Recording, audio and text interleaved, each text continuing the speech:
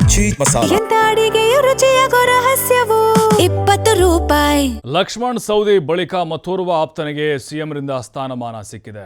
ಮಂತ್ರಿ ಸ್ಥಾನದ ಮೇಲೆ ಕಣ್ಣಿಟ್ಟಿದ್ದ ಆಪ್ತನಿಗೆ ಪ್ರಾಧಿಕಾರದ ಅಧ್ಯಕ್ಷ ಪಟ್ಟವನ್ನು ಈಗ ಕೊಡಲಾಗಿದೆ. ಬೆಳಗಾವಿ ಶಾಸಕರನ್ನ ಸಮಾಧಾನ ಪಡಿಸುವಲ್ಲಿ ಮುಖ್ಯಮಂತ್ರಿ ಡಿ.ಕೆ. ಶಿವಕುಮಾರ್ ಯಶಸ್ವಿಯಾಗಿದ್ದಾರೆ.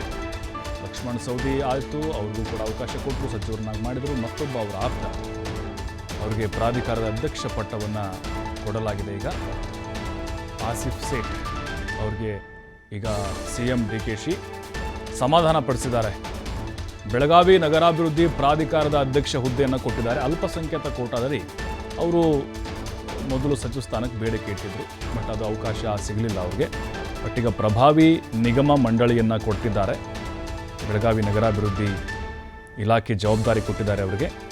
4-5 ಸಲ ದೆಹಲಿಗೆ ಹೋಗಿ ಬಂದಿದ್ದರು ಅವರು, ಬಟ್ ಸಂಪುಟದಲ್ಲಿ ಅವ್ರಿಗೆ ಚಾನ್ಸ್ ಸಿಕ್ಕಿರಲಿಲ್ಲ. ಹೀಗಾಗಿ ಬುಡಾ ಅಧ್ಯಕ್ಷ ಸ್ಥಾನಮಾನ ಕೊಟ್ಟು ಆಪ್ತನ ಮನವನ್ನು ತಣಿಸಿದ್ದಾರೆ ಡಿ.ಕೆ. ಶಿವಕುಮಾರ್. ಈ ಮೊದಲು ಬುಡಾ ಅಧ್ಯಕ್ಷರಾಗಿದ್ದರು ಲಕ್ಷ್ಮಣರಾವ್ ಚಿಂಗಳೆ ಅವರಿಗೆ ಕೊಟ್ಟಿದ್ದಾರೆ. MP ಚುನಾವಣೆಯಲ್ಲಿ ಚಿಕ್ಕೋಡಿ ಕಾಂಗ್ರೆಸ್ ಟಿಕೆಟ್ ಆಕಾಂಕ್ಷಿಯಾಗಿದ್ದರು ಇವರು ಚಿಂಗಳೆ. ಅವ್ರಿಗೆ ಮತ್ತೆ ಬುಡಾ ಅಧ್ಯಕ್ಷರು ಮಾಡಿದರು. ಈಗ ಆಸಿಫ್ ಸೇಠ್ ಏನಿದ್ದಾರೆ ಅವ್ರಿಗೆ ಅವಕಾಶವನ್ನು ಮಾಡಿಕೊಟ್ಟಿದ್ದಾರೆ. ಬೆಳಗಾವಿಯಲ್ಲಿ ನೋಡಿ 2 ಸಚಿವ ಸ್ಥಾನ ಆಲ್ರೆಡಿ ಆಗಿದೆ. ಒಂದು ಜಾರಕಿಹೊಳಿ, ಇನ್ನೊಂದು ಲಕ್ಷ್ಮಣ್ ಸವದಿ. ಆಸಿಫ್ ಸೇಠ್ ಕೂಡ ಬೆಳಗಾವಿ ಜಾಸ್ತಿ ಕ್ಷೇತ್ರ ಇದೆ, ಅಂದರೆ ಬೆಂಗಳೂರನ್ನ ಹೊರತುಪಡಿಸಿದರೆ ಅಲ್ಪಸಂಖ್ಯಾತ ಸಮುದಾಯವು ಕೂಡ ನಮಗೆ ನಿರಂತರವಾಗಿ ವೋಟ್ ಮಾಡ್ತಾ ಬರ್ತಾ ಇದೆ.